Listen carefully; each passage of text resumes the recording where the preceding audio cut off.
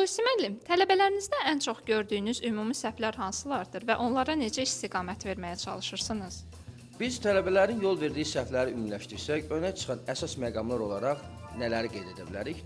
Bunlardan birincisi risklərin düzgün hesablanmaması və yaxud başqa cür desək, balansdakı məbləğdə nəzərdə tutulan risk menecmentdən daha artıq həcmlərlə ticarət edilməsidir ki, bu da öncədən doğru hesablanmamış risk menecment fonunda sonradan bazarda yaşana biləcək əks istiqamətli hərəkətlidə və force majeure hallarda kifayət qədər ciddi problemlər yaradır və nəticə etibarilə hesabın itirilməsi baş verir.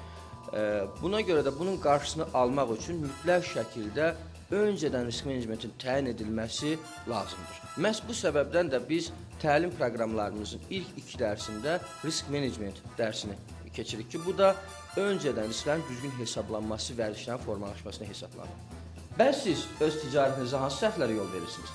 Biz sizə necə kömək edə bilərik? Şərhləri yazmağı unutmayın.